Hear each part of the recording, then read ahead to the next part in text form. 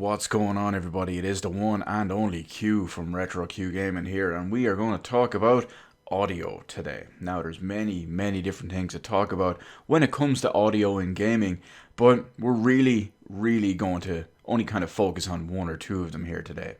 Now, granted, there are many different types of audio as well. There's obviously stereo audio and surround sound audio. That's the big one we're going to focus on today.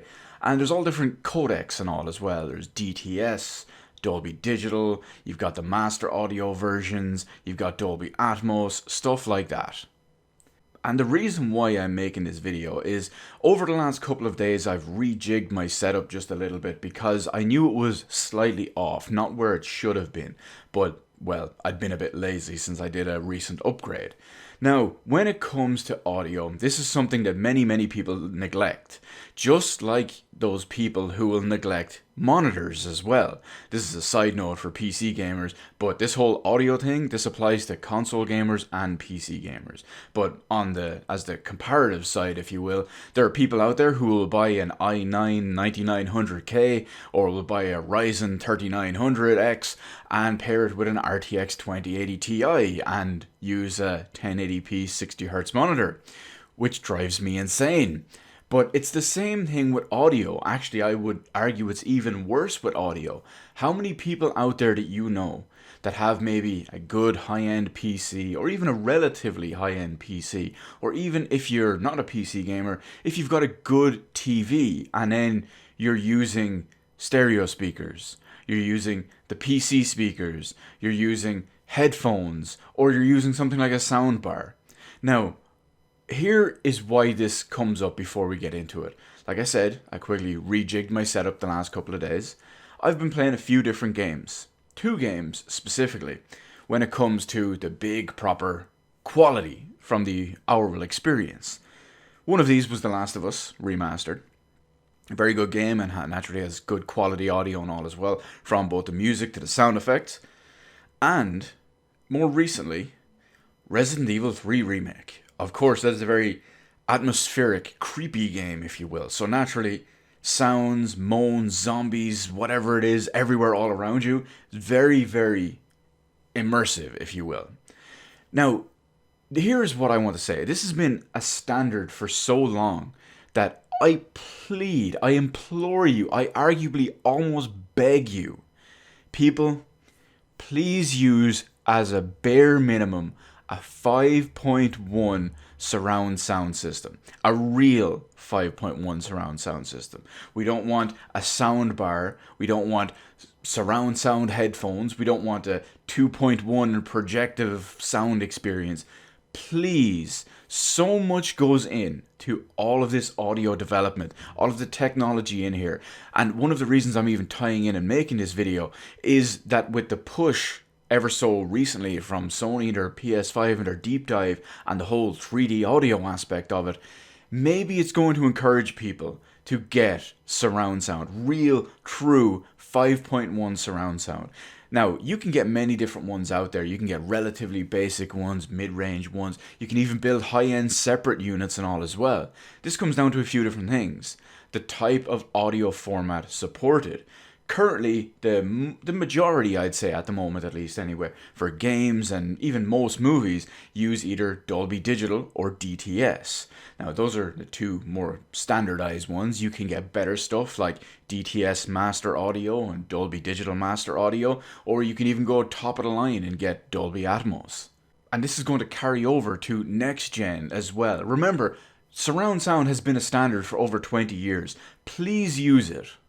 The immersion and the experience is second to none. You can put in headphones, good headphones even. I've even used Atmos quality certified headphones.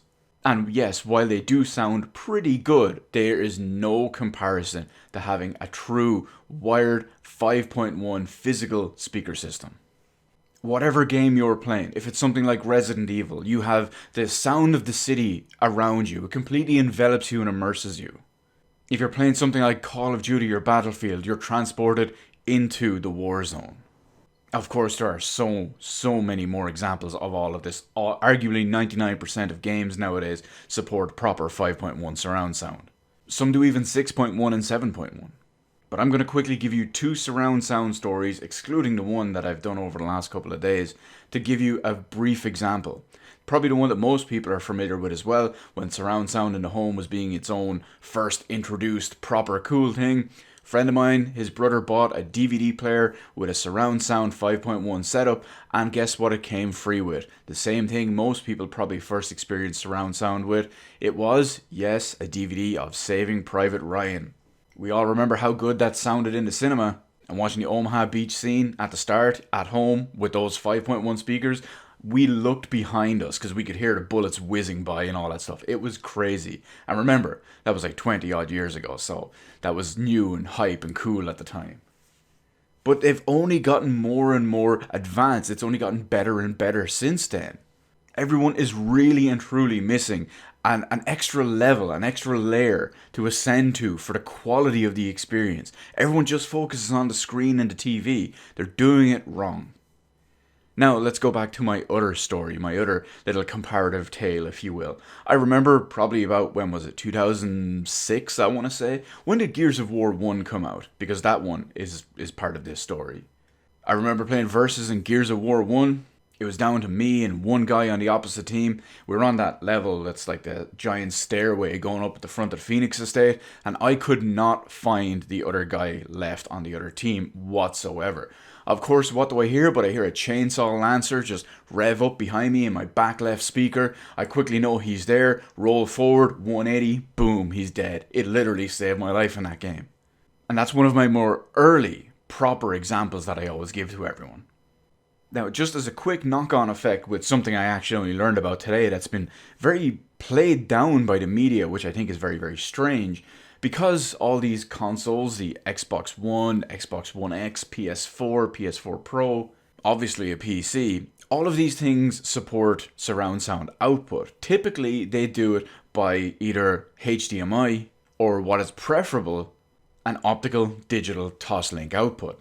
Now, it's assumed as we're going forward that the PS5 is also going to have an optical digital output, but it has been kind of low-key announced that the Xbox Series X will not have an optical audio output.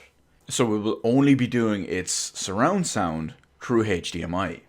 Now, granted, pretty much all of the new amplifiers and systems for the last couple of years support that, but many people, myself included, prefer a proper digital optical output. Because that way we don't have to worry about pass-through, added latency, response, anything like that a receiver or amplifier might introduce. So we'll basically leave it at that for the moment. One more time, I implore, I beg you, please get a proper physical 5.1 system. You are missing out on so much. You don't even have to spend €1,200 to get a good one. You can get a proper, decent quality one for maybe 400 or 500. And it will really step up all your games to the next level. I will say this, if you are going to take my advice and purchase a new surround sound system of some type, make sure you get one that supports proper 5.1 over HDMI. It's more future-proof going forward that way. If the Xbox Series X isn't going to support it, we'll assume that the PlayStation 5 will. Or hell, get one that supports it over HDMI and has optional Toslink as well. But anyway, what's your experience with surround sound? Are you all for it? Please don't use sound bars. Please don't use stereo speakers. Please don't use TV or monitor speakers. And god damn it, even if they are a good set of maybe Sony monitors or something like that, do not use headphones.